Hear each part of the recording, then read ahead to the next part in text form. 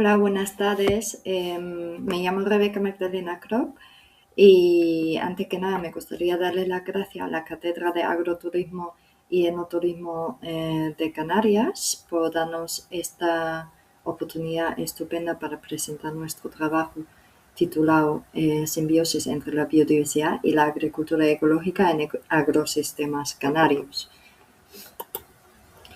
Voy a empezar con una breve introducción sobre qué es la agricultura ecológica y a qué nos referimos cuando hablamos de biodiversidad.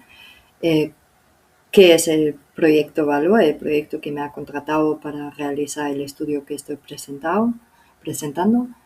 Después les voy a hablar un poco sobre el trabajo de Javier y Manuel, que son los agrónomos del Departamento Técnico de Coplaca, de las fincas de flomocultivos tropicales que forman parte de nuestro área de estudio.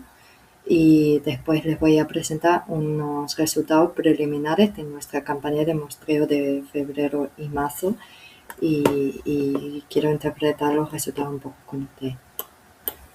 Pues, ¿qué es la agricultura ecológica? La agricultura ecológica es un sistema para cultivar una explotación agrícola autónoma basada en la utilización óptima de los recursos naturales sin emplear productos químicos de síntesis o organismos genéticamente modificados, logrando de esta forma obtener alimentos de calidad a la vez que se conserva la fertilidad de la tierra y se respeta el medio ambiente. Por eso ella promueve el uso responsable de la energía y los recursos naturales, el mantenimiento de la biodiversidad, la conservación de los equilibrios ecológicos regionales, la mejora de la fertilidad del suelo y el mantenimiento de la calidad del agua. En esta definición de la Unión Europea ya vuelve a aparecer una palabra que también aparece y forma parte del título de este trabajo, que es la biodiversidad. Es la variabilidad de los organismos vivos de todas las clases, incluida la diversidad dentro de las especies, entre las especies y de los ecosistemas.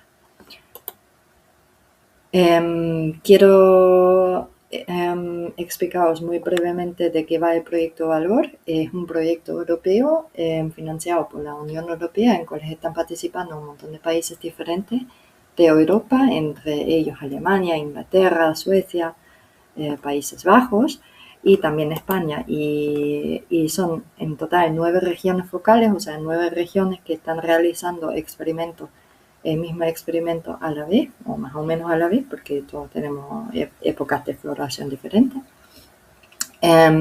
Y luego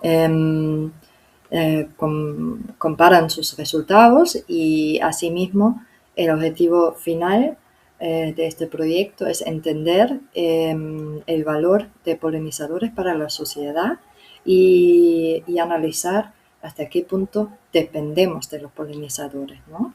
Entonces es un proyecto muy interdisciplinario, muy holístico, que estamos colaborando con agricultores, con economistas, con sociólogas, con biólogas. Yo soy biógrafa, o sea, muy interdisciplinario, muy bonito. Y lo que les voy a enseñar hoy son resultados preliminares de nuestros muestreos de febrero y marzo, en cuales hemos hecho 30 transectos en 3 paisajes diferentes, en paisajes agrícolas, naturales y seminaturales, en Wima, en la isla de Tenerife, donde estamos realizando muestreos de polinizadores y recursos florales. Es decir, que estamos recorriendo transectos de 75 metros por 2 metros, en cuales estamos apuntando dentro de 15 minutos todas las interacciones de polinizadores y plantas, o sea, cada vez cuando un insecto visita una flor, lo apuntamos. Y estamos contando los recursos florales disponibles, es decir, estamos contando todas las flores que están en flor en ese momento. Nuestros transectos naturales se hallan principalmente en el malpaís de Wima, que es un espacio natural protegido bastante particular. Nuestros transectos seminaturales suelen ser descampados o al lado de carreteras, zonas que son alterados por la actividad humana, pero que no reciben ningún tipo de gestión o manejo actualmente. y todos nuestros transectos agrícolas se hallan dentro de fincas que trabajan bajo de los conceptos de agricultura ecológica que presenté al inicio de esta presentación. Bueno, al ser un proyecto europeo bastante tocho, y yo estoy trabajando, contratada por el proyecto, pero trabajando en la Universidad de La Laguna. Las fincas de los agrónomos con cuales estamos colaborando no solo son el área de estudio para el proyecto, sino también el área de estudio para nuestros alumnos que están realizando sus trabajos de fin de grado y de trabajos de fin de máster junto con nosotros. De hecho, mi alumna Sara, que se ve aquí en la foto, en una de las fincas, está ahora haciendo su máster de conservación y biodiversidad, como yo lo he hecho hace un par de años. Pues, y aquí entran Javier y Manuel, que trabajan para el departamento técnico de la cooperativa Coplaca, que es muy famosa para su producción y exportación de plátano, ¿no? En el año 2015, la empresa les propuso el manejo de una finca de 7 hectáreas en Huima. El entorno con el cual se encontraron ahí era un monocultivo abandonado desde hace más de 10 años. Quien conoce a Huima sabe que ahí hay muy poca precipitación, quizás quitando el año actual, y muchísimo viento. Entonces son condiciones bastante desafiantes para el cultivo y para la agricultura, pero tampoco es poco común, o sea, es bastante común encontrarse con condiciones así en el campo, ¿no? Pues a pesar de esto, los dos lograron transformar este entorno dentro de 5 años en un cultivo exitoso con 11 huertas donde están produciendo aproximadamente 10 toneladas de aguacate por hectárea. Y eso se debe a que los dos, Javier y Manuel, no solo son agrónomos, sino también son naturalistas, ecologistas, o sea, defensores de la biodiversidad, vamos. Entonces, viendo los desafíos y también entendiendo de dónde vienen, porque tenemos un terreno con una tierra muy pobre y tal, porque antes se estaba explotando esta tierra, o sea, muchos años de monocultivo, aplicación de fitosanitarios, etcétera, etcétera, han provocado que ahora el cultivo es mucho más difícil que antes. Entonces se estaban preguntando, ¿cómo podemos cultivar aguacate? No solo no dañar el medio ambiente, sino incluso promoviendo a la biodiversidad. Y bueno, lo que hicieron ellos es transformar un entorno bastante muerto y lleno de especies invasoras, aquí vemos un montón de rabo de gato, a esto. Hoy en día se ve así. ¿Cómo lo han logrado? Pues haciendo nada. Obviamente, eso lo dije de manera polémica, y obviamente hicieron un montón de cosas, pero lo que no hicieron fue aplicar fitosanitarios y quitar malas hierbas. Eso es un tema por sí, o sea, no voy a entrar mucho en esto, pero no me gusta nada esta palabra, por eso lo pongo en paréntesis. Pues ellos trabajan bajo de los conceptos de agricultura ecológica y usan un control biológico por conservación. Eso quiere decir que dejan crecer a la vegetación potencial, solo quitan especies cuando realmente representan un problema, como por ejemplo el rabo de gato, y el resto de las especies las dejan crecer así tal cual. Así están generando una cobertura vegetal con especies que funcionan como plaguicidas naturales, que disminuyen la erosión del suelo. Muchas de las especies sirven como fijadores de nitrógeno y aportan nutrientes al suelo y así funcionan como fertilizantes naturales. Y una cobertura vegetal viva cumple con la misma función como una cobertura de otro material de mulching, como plástico, como es bastante común en la agricultura convencional, que regula el contenido de agua y la temperatura del suelo, pero de una manera muy sostenible. Pues les quiero enseñar muy brevemente los recursos florales disponibles que hemos observado durante nuestros muestreos. Me quiero concentrar más en los polinizadores y no tengo tanto tiempo, por eso voy un poco rápido por ahí.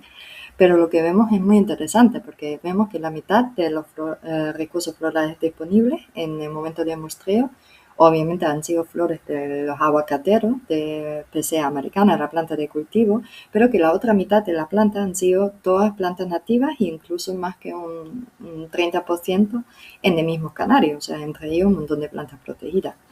Hemos visto plantas como, por ejemplo, el balo, que son arbustos muy grandes que funcionan como cortaviento, o plantas nativas probables como la rabanisa amarilla, un tipo de mostaza, que son bastante comunes en zonas agrícolas por los muchos beneficios que tienen, ¿no? Vemos un patrón muy parecido, pero incluso aún mejor cuando estamos mirando los polinizadores observados en las fincas de Frome, o sea, más que un 90% eran especies autóctonas, que es una maravilla. Y de hecho, de los 6% de especies introducidas, una de las especies es una especie que seguramente todos conocéis, que es la abeja de la miel. Vamos, que hay un debate muy grande sobre si es introducida o nativa. Está la abeja canaria, que realmente es una raza autóctona, pero bueno, es un debate para otra presentación. Pero eso, casi todas las especies de polinizadores que hemos visto eran especies nativas. Pues igual como las plantas, estos bichos también tienen sus funciones en los ecosistemas, y no solo en los ecosistemas naturales, sino también en ecosistemas agrícolas.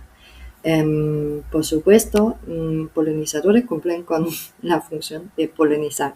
Suena bastante banal, pero quiero enfatizar, porque no solo una especie puede servir de polinizador, porque cuando pensamos en polinizador pensamos en la abeja de la miel o en mariposas, pero hay muchos grupos taxonómicos que son igual de importantes o incluso más importantes, y sobre todo es importante tener esta diversidad para una polinización exitosa, porque lo que estamos viendo, o sea, imagínense un cuarto, yo quiero pintar un cuarto y quiero llegar a todos los rincones y todas las esquinas, entonces no me sirve tener solo una brocha, ¿no? A mí me interesa tener pinceles y broches de diferentes tamaños para llegar en todas las esquinas. Pues la polinización de una flor es igual.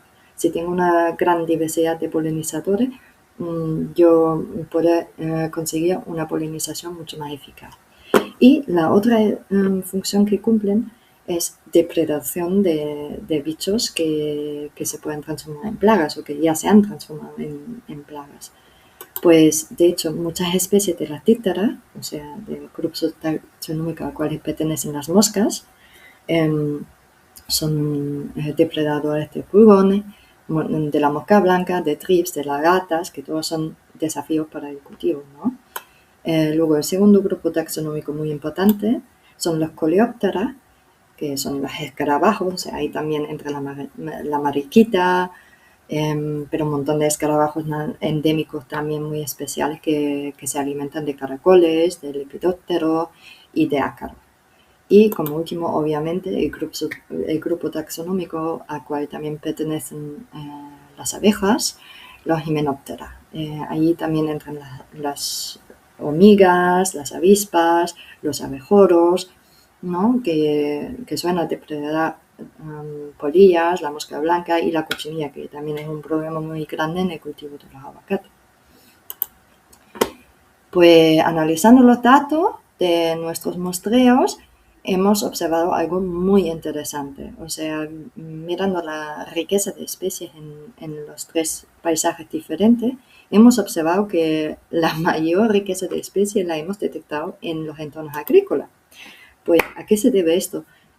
Una teoría mía, una explicación sería que son entornos que reciben riego, donde se están quitando especies invasoras y tal. O sea, son entornos que no están dejados como los transectos seminaturales, y donde hay agua, hay vida.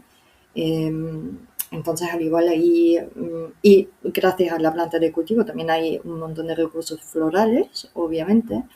Y eso atrae a polinizadores, ¿no? a todo tipo de especies. Pues la segunda observación que estamos haciendo que en total hemos observado 93 especies diferentes de polinizadores en nuestras 2 campañas de muestreo en febrero y en marzo. Pues de las 93 especies, más que un 20% estaban presentes en los 3 paisajes. Eso también, o sea, una explicación puede ser que nuestro entorno de estudios en la región focal tiene un radio bastante pequeño, de 5 kilómetros, y bueno, la mayoría de los polinizadores tienen un rango de dispersión bastante grande, entonces era de esperar que hay flujo entre los diferentes transectos, ¿no? Pues cuando miramos la composición de especies un poco más en detalle, vemos un patrón un poco diferente. Vemos que la mayor proporción de especies endémicas lo hemos detectado en los transectos naturales, ¿no? Eso tampoco sorprende, que en un espacio natural protegido tenemos una mayor proporción de endemismo que en una zona agrícola. También vemos que la mayor proporción de especies introducidas la encontramos en los transectos agrícolas también, pero repito, o sea, si nos acordamos del primer gráfico, el número absoluto es bajísimo, también en los transectos agrícolas. Pues, ¿para qué nos sirve toda esa información y tal? Lo que ya les dije al principio, todo se trata de entender cómo funciona el ecosistema y cómo funcionan todos los seres vivos dentro de este ecosistema. Y para esto es importante analizar las interacciones y esas las hemos visualizado aquí con un diagrama que se llama bipartite, que demuestra todas las interacciones entre las plantas que están listadas en el lado izquierdo con todos los polinizadores que hemos avistado en el lado derecho, ¿no? O sea, son muchas especies, por esto desafortunadamente se está quedando muy pequeño, pero que se puede ver bien. Pues una cosa muy interesante que quiero destacar, obviamente que Apis mellifera, la abeja de la miel, juega un gran papel en la polinización del aguacate, de Picea americana, ¿no? De hecho, la mitad de las interacciones que hemos visto con el aguacatero han sido con la abeja de la miel. Pero la otra mitad eran especies de polinizadores autóctonas. Pues entonces la polinización del aguacatero solo con Apis mellifera no va a ser igual de eficaz como la polinización con polinizadores de diferentes especies. ¿Por qué? Por lo que ya había mencionado antes, pues vamos a conseguir una polinización mucho más eficaz si tenemos una diversidad de polinizadores, si no estamos solo trabajando con un pincel, ¿vale? De un tamaño. El otro motivo, otro detalle que aún no he mencionado, Apis mellifera no siempre vuela, ¿no? O sea, probablemente se han dado cuenta que cuando está lloviendo, y este año está lloviendo un montón, cuando está lloviendo, cuando hay mucha humedad, cuando hay mucho viento, cuando no hace mucho sol, cuando el cielo está cubierto, pues la abeja de la miel muchas veces no trabaja. Las moscas sí, ¿no? Y por eso existen cada vez más estudios científicos que investigan precisamente esto y que han llegado a la conclusión que los polinizadores salvajes y autóctonas son igual de importantes o incluso más importantes que la abeja de la miel para el cultivo exitoso, en este caso de aguacates, pero existen estudios sobre otros tipos de cultivos también.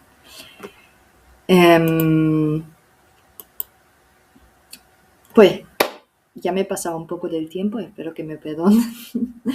Para concluir, pues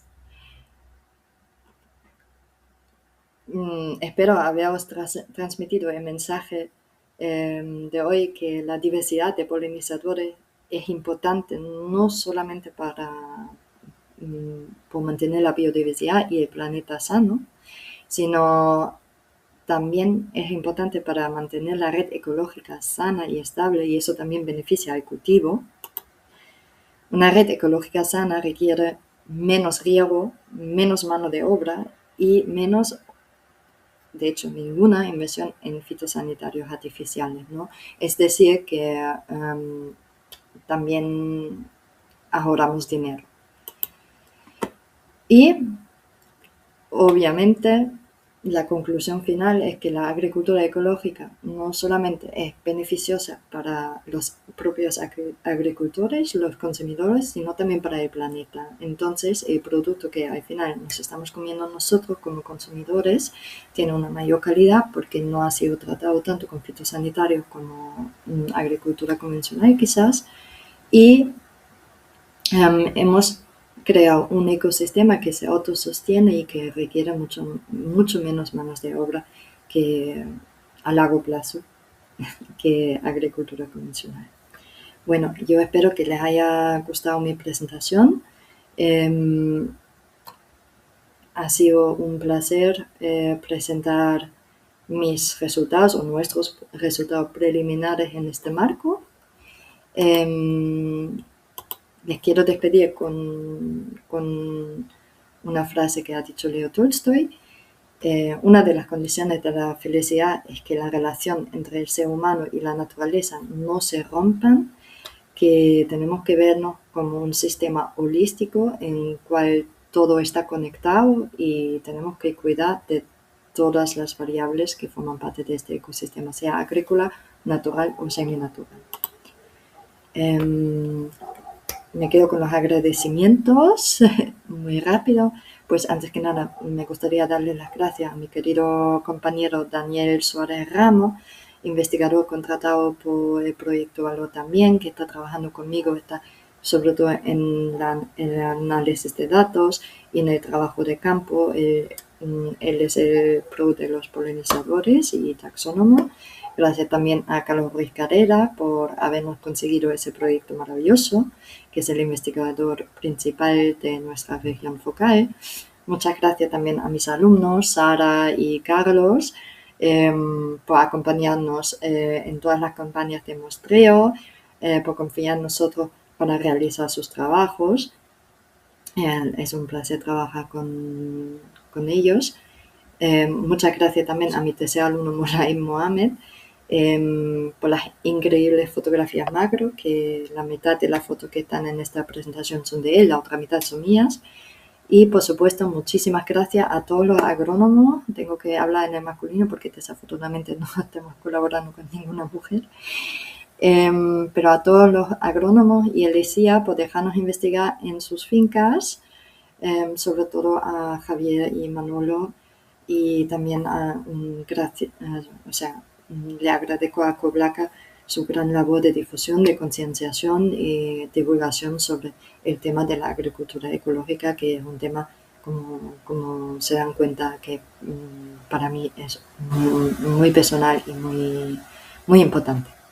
Y les recomiendo un par de enlaces de interés, que es la página de Coblaca, que se dedica a los temas de biodiversidad, y también la página de web que va sobre nuestro proyecto, el proyecto Valor, valorproject.eu, donde pueden ver todo lo que estamos haciendo y quién son. Ha sido un placer. Muchas gracias.